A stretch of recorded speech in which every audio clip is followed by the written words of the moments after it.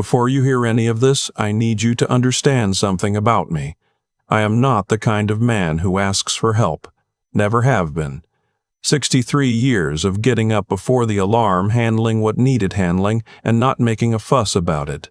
My father raised me that way. His father raised him that way. You work. You protect what's yours. You don't complain. So when I tell you that I almost lost everything, my house, my savings, my right to make my own decisions, I need you to understand how quietly it happened. Not with a fight, not with a loud argument at the kitchen table. It happened slowly, the way a slow leak ruins a foundation. By the time you notice the damage, the water's been there for months. It started with a birthday cake. My name is Douglas. I'm 63 years old, and I spent 31 years as the logistics coordinator for a regional freight company outside of Columbus, Ohio. I retired 18 months ago with a pension, a 401k I'd been feeding since my late 20s, and a paid-off house on Whitmore Drive that I'd bought when my daughter was still in diapers. The house needed new gutters, and the back deck was overdue for staining, but it was mine, every board and nail of it. My daughter Diane is 34. She's smart, always has been, sharp in the way that makes you proud when she's on your side and uneasy when she isn't. She married her husband Scott 7 years ago. I walked her down the aisle. I paid for the rehearsal dinner. I smiled in every photograph. Scott sells insurance. Not the kind you call when your car gets hit in a parking lot. The kind people buy because someone sat across from them at a kitchen table and talked long enough that they felt like they had no choice. He's good at it. I'll give him that. They live 40 minutes away in a newer subdivision where every house looks like a revised draft of the one next to it. Nice enough. They'd been talking about having kids for years, but it hadn't happened yet. Diane filled that space with activity. Committees, fitness classes, projects. Scott filled it with deals and data and a way of looking at you while you talked that made you feel like he was calculating something. I never said any of that out loud. He was my son-in-law. I was civil. More than civil. I was generous. When I retired, they threw me a party. Diane organized it. Scott handled the catering, ordered the cake, set up speakers in the backyard, and made a playlist of songs from the decade I graduated high school. He gave a toast that made Diane cry. He looked me in the eye and called me a man worth knowing. I believed him. 3 days after that party, I found a folder I was never supposed to see. And 6 weeks after that, I was sitting in a lawyer's office listening to someone explain to me how close I had come to signing away the right to manage my own money, my own health, my own life. But I need to go back to the beginning. The real beginning.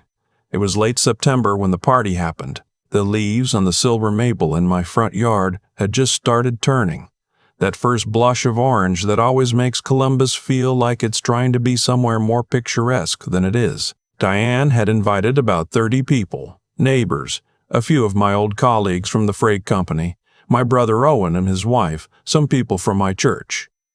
Scott set up a folding table near the garage and covered it with a cloth. On it sat a gift, not wrapped, just sitting there like it had always belonged.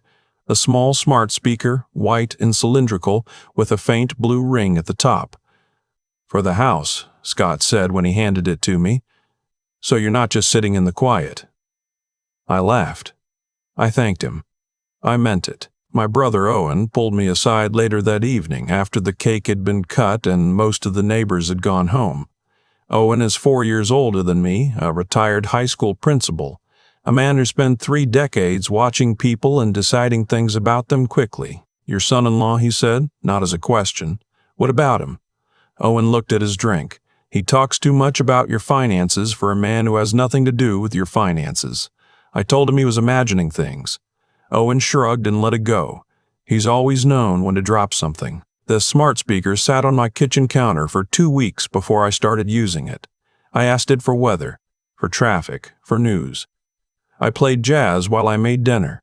Some mornings I talked to it the way you talk to a plant or a dog, just to have something in the room. I live alone. My wife, Patricia, passed 4 years ago. The quiet gets heavy sometimes. The folder came on a Wednesday. I'd been meaning to clean out the closet in the second bedroom. Patricia's old craft room, still full of things I hadn't moved since she died. Fabric bins, picture frames, holiday decorations, and cardboard boxes. I was working my way through the top shelf when I knocked a stack of folders off the edge. Most of them were old. Tax returns, instruction manuals, appliance warranties dating back to 2004. But one folder was wrong. It was too new, too clean. The kind of folder you buy in a 2-pack from an office supply store. It had no label. I sat on the edge of Patricia's old chair and opened it. The top sheet was a printed form. The heading said Financial Power of Attorney State of Ohio. My name was typed in the designated fields. Below that, in the line marked Agent, was Scott's name, his address, his date of birth. I went very still. The next pages were notes, handwritten in a small organized script I recognized as Scott's, the same handwriting from the birthday cards he gave me every year.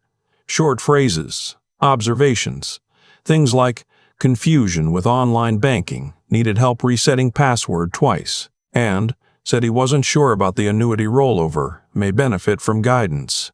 And at the bottom of one page, underlined once, check with Diane Ree. Capacity language. Capacity language. I set the folder on my knee and looked out the window at the silver maple. The orange had spread further since the party. Half the tree was changed. I don't know how long I sat there. Long enough for the light to shift. Long enough for the furnace to cycle on and then off. I kept reading the same phrases over and over, trying to find a version of them that didn't mean what I thought they meant. There wasn't one. I didn't call Diane. I didn't call Scott. I put the folder back, exactly where I'd found it. Same angle, same position in the stack, and I finished cleaning the closet. That night I called my brother. Owen didn't say I told you so. He just listened and then said, "Don't do anything yet. You need to understand what you have before you decide what to do with it." "Who should I call?" "Connie Marsh," he said. "She does elder law. I'll get you her number." Connie Marsh had an office near Easton Town Center, on the 3rd floor of a building that smelled like carpet cleaner and old coffee. She wore reading glasses on a chain, and had the kind of steady demeanor that told you she'd seen worse than whatever you were about to tell her. I brought the folder. I also brought 3 months of bank statements, my pension paperwork, and the deed to the house, everything Connie asked for. She read slowly. She asked questions. She didn't react to anything I said in a way that made me feel like I was overreacting, which was exactly what I needed. "The power of attorney document isn't signed," she said. "That's important. Nothing's been transferred. Nothing's been filed. But someone put it together. Yes." She set her glasses down. "Someone put it together and placed it in your home, which raises some significant questions." She asked if Scott had ever accompanied me to a financial appointment. I thought about it. 18 months ago, when I was finalizing my retirement accounts, Scott had offered to drive me to the meeting with my financial advisor. I'd been having some knee trouble and didn't feel like walking across a parking garage. I let him. He'd sat in the back of the room. I hadn't thought anything of it. Connie wrote something down. "Did he ask questions during that meeting?" "A few." "Did the advisor address answers to him or to you?" I thought about it harder. "Both," I said slowly. Connie nodded. "That's how it tends to start. Not a dramatic takeover, just a gradual repositioning. The adult child, or in this case the son-in-law, begins attending appointments, asking questions, being helpful, and over time the professional begins to think of them as the decision-maker." "Diane," I said, "where does she fit into this?" "That's the part we need to find out." On the drive home, I stopped at a light near a shopping center I'd been going to for 20 years. A mattress store, a sub shop, a nail salon. Everything looked exactly the same as it always had. I kept thinking about Scott's toast at my retirement party, how he'd looked at me and said I was a man worth knowing, how I'd felt something shift in my chest, warm and real. The smart speaker was sitting on my counter when I got home. I stood in the kitchen and looked at it, that quiet blue ring. I thought about what Connie had said, gradual repositioning. And I thought about all the conversations I'd had in that kitchen since the party. About money. About my health. About how I wasn't sleeping well and how I'd thought about moving somewhere smaller. I thought about what a speaker like that could hear. I unplugged it. I put it in the cabinet under the sink and closed the door. Then I called my old colleague Walter, 30 years working freight with me. Not an engineer, but a man who knew equipment and had spent the last few years obsessing over home security after his car was stolen, twice in one summer. I asked him if a smart speaker could be used to listen to someone without them knowing. Walter didn't hesitate. If it's connected to an account you don't control, yes, he said. You invite it into your house and give it permission to listen. That's literally what it's designed to do. The question is who controls the account. How would I know who controls it? You'd have to check the app it's connected to. Or have someone who knows more than I do check the device itself. I sat in the kitchen for a long time after that call. Not frightened yet, not angry, just the slow, deliberate kind of thinking I'd learned to do when a problem came in that I didn't have a category for. The same way I used to approach a logistics knot, late freight, weather delay, missed connection, when losing your head only made the chain longer. The next morning, I drove to a technology repair shop on Cleveland Avenue run by a man named Gil. He was in his late 30s, no nonsense, wore reading glasses pushed up on his forehead like he'd forgotten they were there. I handed him the speaker and explained what I was trying to find out. Gil connected it to his laptop, poked around for 15 minutes, and then turned the screen toward me. The device was registered to an account under the email address, scottgreer.holmes@gmail.com. Not a Diane account, not a family account. Scott's. I drove home with the speaker on the passenger seat and my hand steady on the wheel. The steadiness surprised me. I'd expected rage or panic. Instead, there was just this clean, cold clarity. The same thing I'd felt once when a pipe burst in Patricia's kitchen at 2 a.m. The kind of calm that comes from knowing you are the only person available to handle what needs handling. I didn't confront Scott. I didn't call Diane. I plugged the speaker back in and placed it exactly where it had been.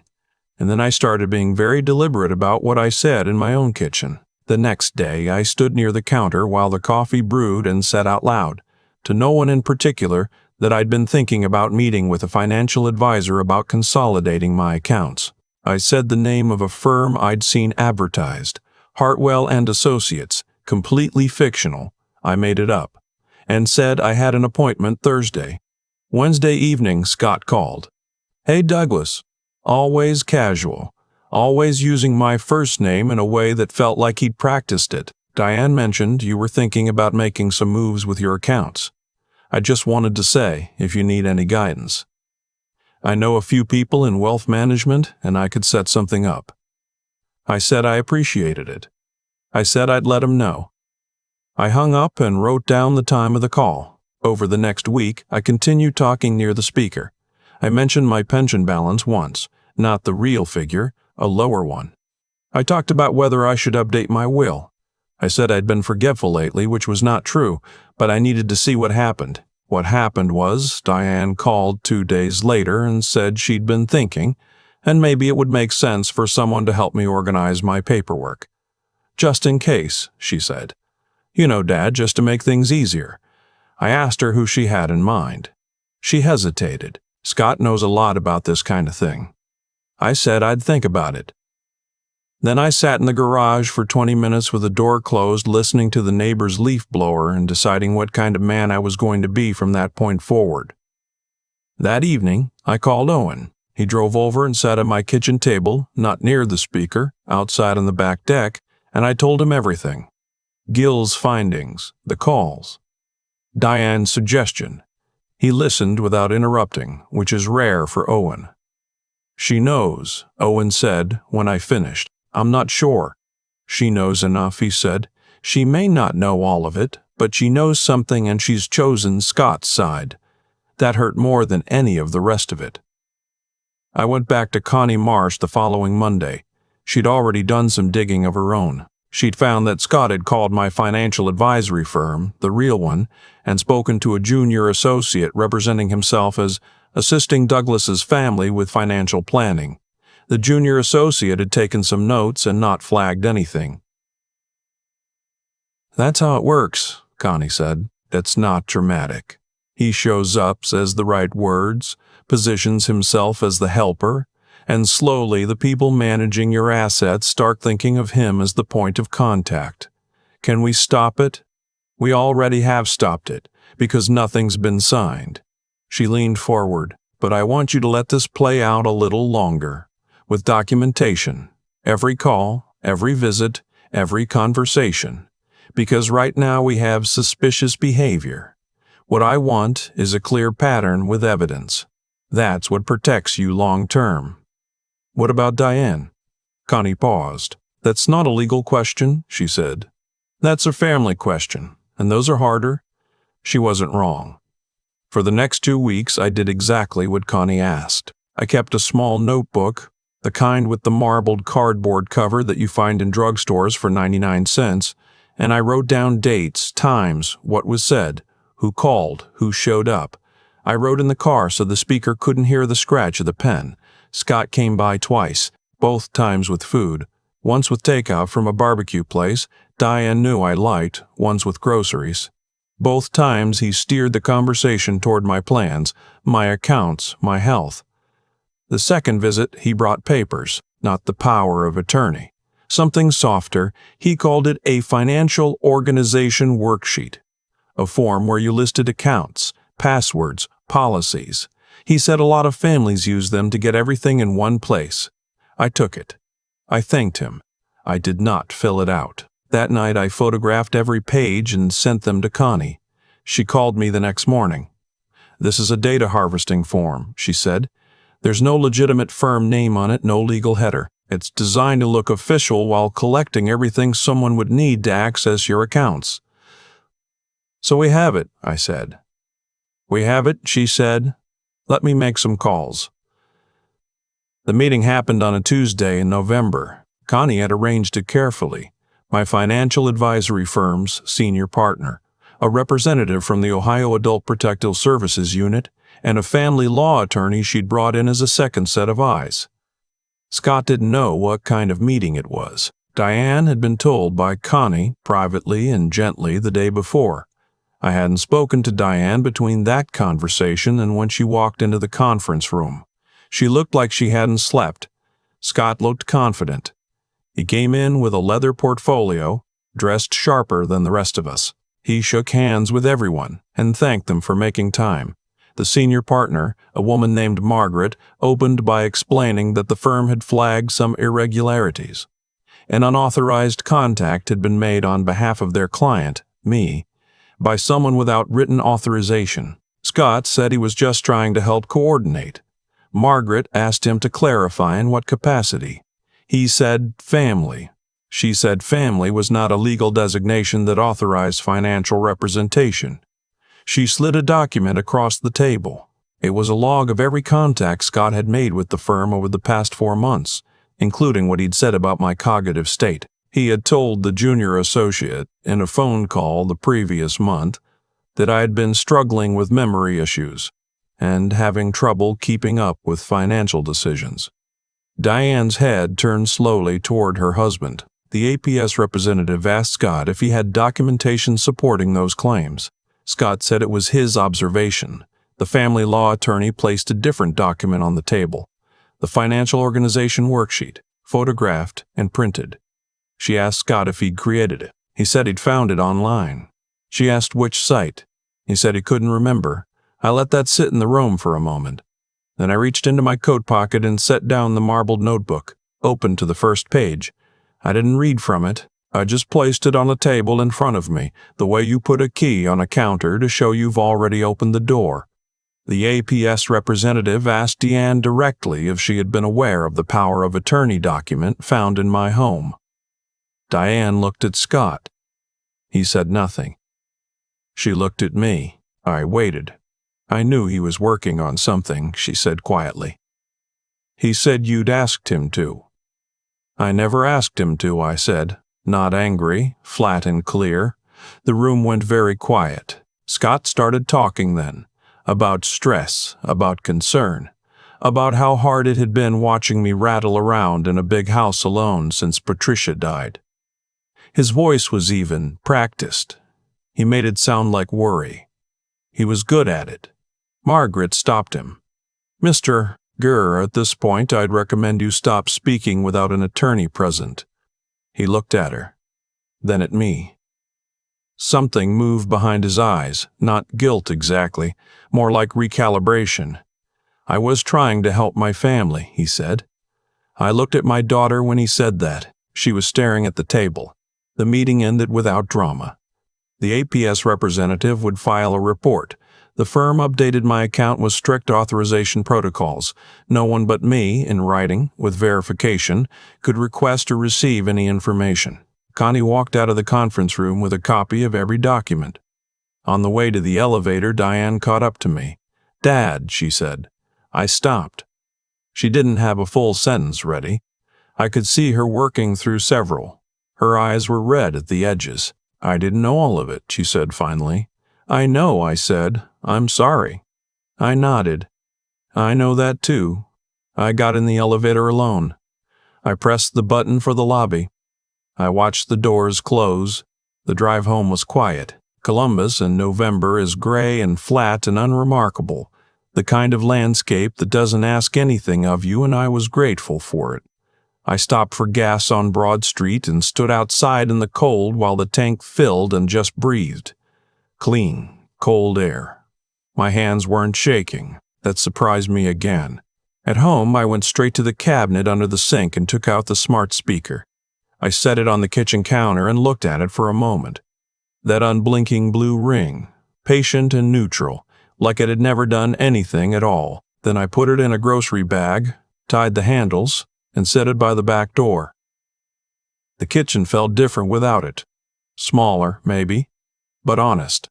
I updated my financial accounts the next week, changed every password, set up two-factor verification, added Owen as my designated emergency contact. Not a decision-maker, just a point of contact. Connie helped me establish a living trust and a durable power of attorney that named a neutral third party, a professional fiduciary, not a family member, not a son-in-law. Someone whose job was to work for me and no one else. She also helped me understand something I hadn't known before. In Ohio, as in most states, establishing financial control over a competent adult without their genuine consent, using surveillance, misrepresentation, or manufactured evidence of cognitive decline, can carry civil and criminal consequences. The APS report was the beginning of a process, not the end. Connie said she'd seen cases like mine take 6 to 18 months to resolve. She said the important thing was that nothing had been signed. Nothing had been signed. Walter came over one Saturday and we sat on the back deck with coffee and I told him the whole thing. He listened, the way men our age tend to listen, not with a lot of commentary, just the occasional nod that means he's following you. When I finished, he said, "You know what caught it?" "Gil and the speaker," I said. "No," Walter said. "Owen caught it, at the party. You just didn't listen the first time." He wasn't wrong about that either. Diane and I didn't talk for 3 weeks after the meeting. Then she called one Sunday morning while I was reading the paper and I picked up. We talked for 40 minutes, the first real conversation we'd had in a long time. She cried. She said she'd told herself she was protecting me. She said Scott had a way of making things sound reasonable. She said she didn't know about the speaker. I believed the last part. The rest of it I'm still working through. She's not with Scott anymore. That happened fast, the way things do when a version of someone gets exposed under fluorescent light in a conference room. I won't say more about that because it's her story too, and she deserves to tell it or not tell it in her own time. What I will say is this. I still live in the house on Whitmore Drive.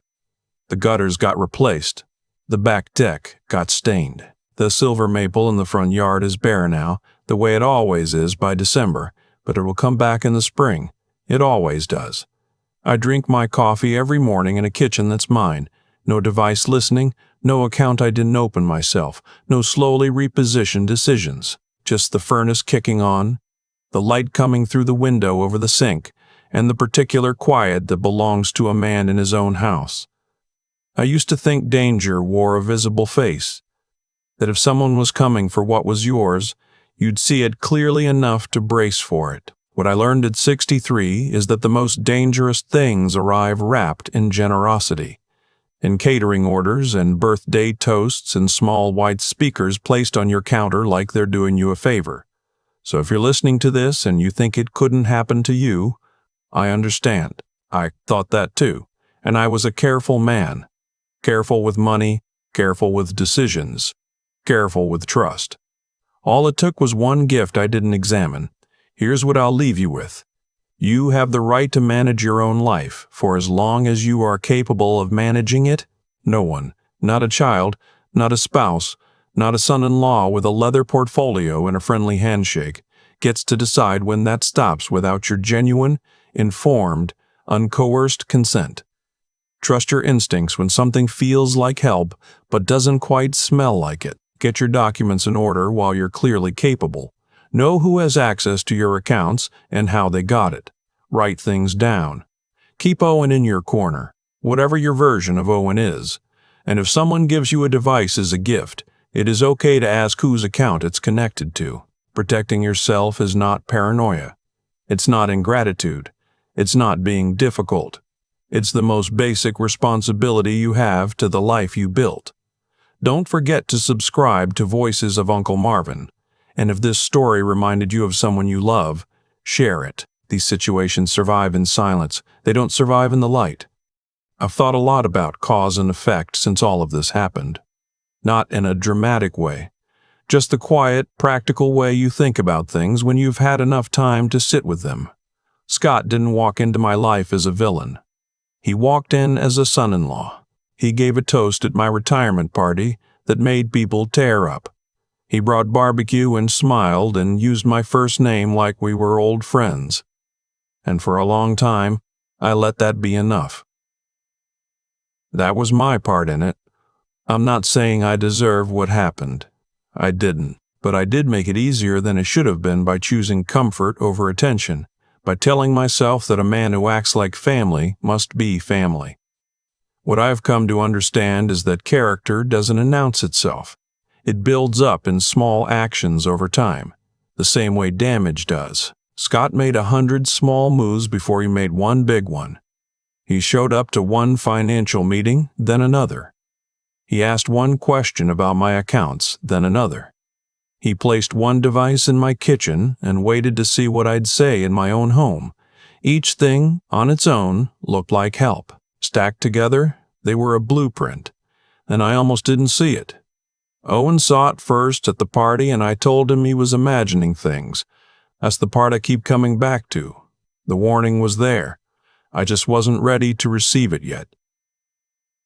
What changed things wasn't luck. It was the moment I decided to slow down and think instead of react.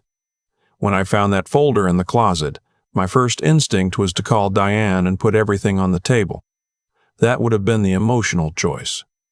It also would have been the wrong one. Instead, I sat in Patricia's old chair and I thought. I called Owen. I went to see Connie. I checked the speaker. I wrote things down in a 99-cent notebook and kept it in the car where no device could hear the scratch of a pen. That's not brilliance. That's just discipline. The same discipline I used for 31 years to move freight across 4 states on schedule. You don't fix a broken chain by panicking over it. You find the weak link, you document it, you replace it. You keep the rest of the system running while you work. Diane is the piece I'm still figuring out. She's not a bad person. She made a series of choices that led her somewhere she didn't fully understand, and by the time she understood it, she was already standing in it.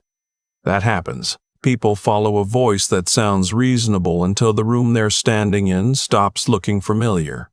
What she does from here is her work to do, not mine. I can love her without carrying her choices. That's something it took me a long time to learn, and I'm still learning it. What I want to leave with you is this. Integrity isn't just about what you do when people are watching. That's about what you do when you're sitting alone in a car in a November parking lot, and you're angry and tired, and the easiest thing in the world would be to make one phone call and blow everything up. Resilience isn't loud.